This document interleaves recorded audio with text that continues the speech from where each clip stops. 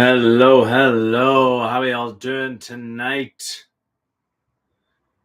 Let everyone just start logging in for the crack.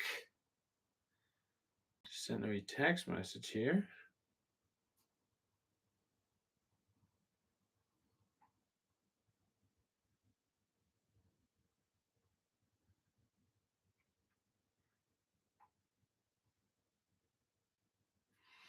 Let me just get this.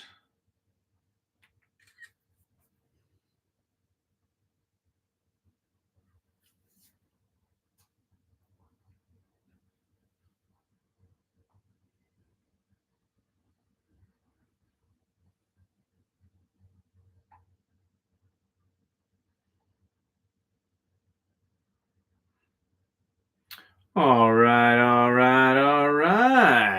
Thanks for waiting there.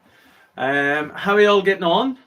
We are on day 6 of Advent, which is quite nice. I see that picture behind me just starting to slip down. I need to fix that.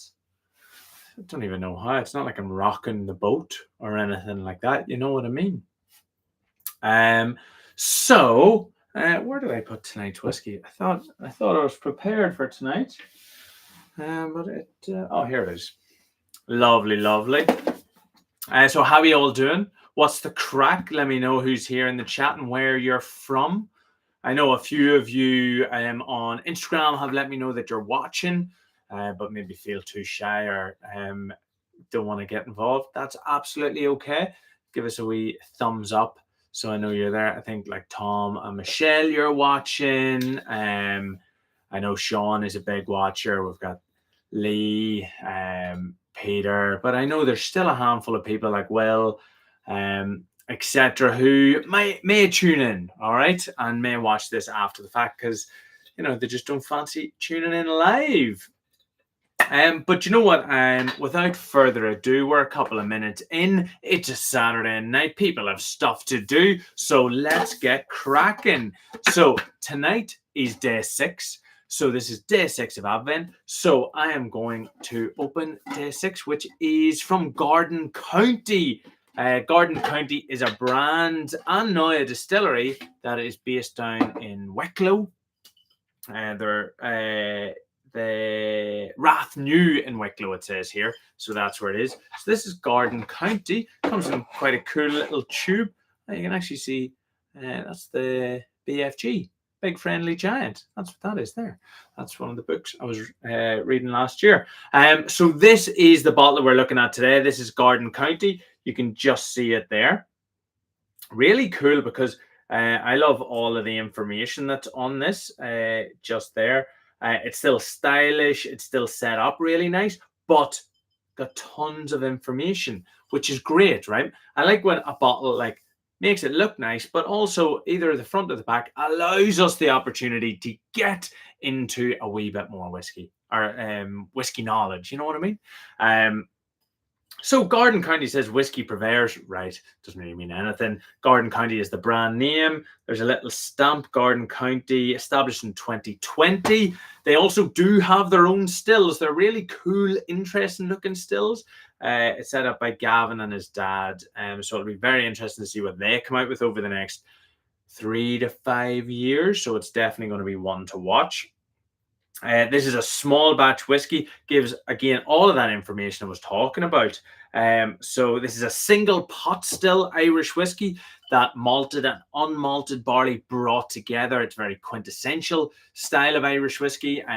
You're allowed at least 30% malted barley and at least 30% unmalted barley, and you're allowed 5% other grains such as like oats, wheat, and rye, for example. Not everyone uses that other 5%, but you're allowed it all the same. Word on the street is that's going to change, but who knows? But the predominant figures are 30% malted and 30% unmalted barley. That's the kind of key combination there. This is a single cask release, so that means that this is only one cask. So usually they're all bottle numbered, and this one is. This is currently 251, so probably 250, 251 are out in the packs. This has been aged in casks, ex-bourbon and virgin American oak casks. Again, for anyone who's been following along, ex-bourbon right? Now, it doesn't say whether it's first fill, second fill, third fill, but ex-bourbon, we are talking about that vanillin acid being seeped out. So on the aroma, we're hoping that we're going to get some vanilla. On the palate, we're hoping to get some sweet vanilla on the tip of the tongue. And then that virgin American oak. So it's new American oak. So that means it's quite tight grain. It's tannic. We're going to get some of that like black, white pepper just bursting forth. And that paired with the single pot still, which is like an oily mouthfeel, but also has a like a peppery sort of like baking spices element to it. Those combined could leave this being quite like a spicy sweet number, you know. Like I say, oh, so this is non-chill filtered, and this is the natural caramel. So all those fatty chain acids are inside, and this is the color that came from the wood in it. And I think no, there was something floating in that, but it's not from the cork. I don't know. Oh, because it's non-chill filtered. Maybe that there's just it just getting a wee bit lousy. Essentially, is the fatty acids coming out. Anyway, then on the back, yeah, there's not really a huge amount of information. Just a little bit about some mythology on there. This comes in at 46% ABV or 82 proof. No, that's not 92 proof. Quick maths. And like I said, this is Advent number 6. So hopefully you've been enjoying the journey so far. This is for some people. Maybe let me know in the comments if you have ever tried Garden County or not. But this is again the first section of this Advent calendar in terms of the Irish side of things. I'm really trying to look at stuff that is relatively new brands, new liquid that maybe people haven't tried before, you know, just to kind of have a wee bit of an excitement about it. So let's give this one a wee taste. So just like that.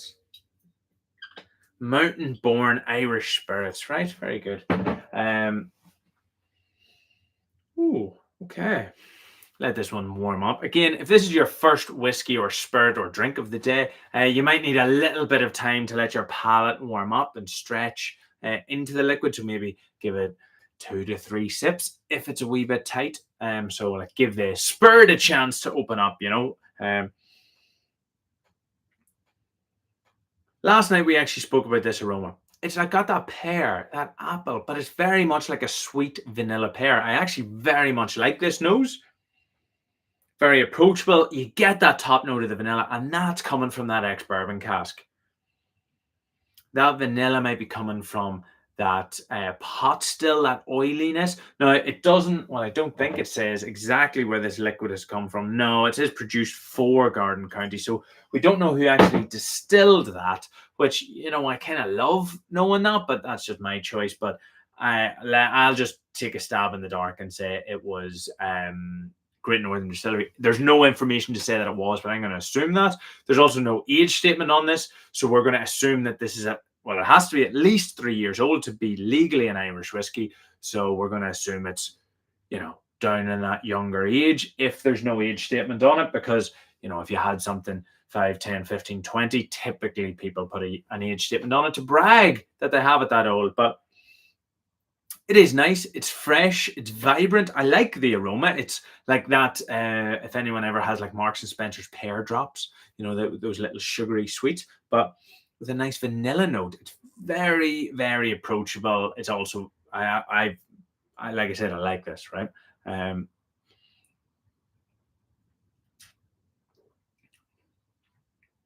in at 46%. Remember last night, I spoke about alcohol carries flavor. Too much alcohol, it blows the flavor apart and you just get burned. Not enough, and you wonder, is there flavors left in the glass that the alcohol hasn't pulled through? And some whiskies that we've tried so far just have had that misbalance, but I actually think this comes through quite nicely. I'm not saying it's the best whiskey in the world, but like the aroma sets it up to be like this fresh, approachable, vibrant style whiskey. And the palate follows through really nicely. Like the communication between the nose and the whiskey is quite nice. And I like that, right? There's no surprises in that. The vanilla just hits the tip of the tongue really nicely, then rolls across the tongue with that spice. Now, that spice is going to be coming from a combination of two things: being a single pot still, being that pot still, unmalted barley of the pot still typically lends to a white black pepper combination around the middle fatty part of the tongue. And then being aged in virgin oak typically adds like a pepper spice as well. So that being black white pepper, not like a capsicum. So like those are the combinations that kind of hit the tip, are like the fat of the tongue. Um,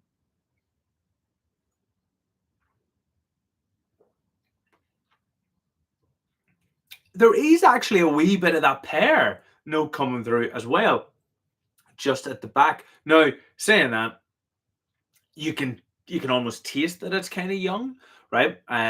There isn't a huge amount of oak finesse, right? So there is still prickle, right? It's 46%, but some people may think it tastes a little bit higher than that, but essentially it's just because it's slightly young. When you distill, you're distilling tons and tons of fractions, right? So the spirt's split up into fractions, not just heads, hearts, and tails. There's fractions the whole way through. And sometimes you want some of the top fractions, sometimes you want some of the bottom fractions to go through into the still. But then long aging in good wood will allow for the wood to pull those fractions out. And I hate the word smooth because it's not really what it does, but in terms of our mouth and lexicon, sometimes it feels like it smooths some of these fractions out. So it allows the heart of the congener, the flavor acid, to stay, but it takes that prickly element off. Kind of a hard one to explain, but you know what I mean. So this liquid, I actually think is very tasty, but could it have done with an extra 3, 4, 5 years in wood? Yeah, probably could. I know that's not always the option, right? Like I release my own whiskies, and sometimes I think, it would have been great to been able to age this for an extra 5 years, but financially, situationally, you don't have those options.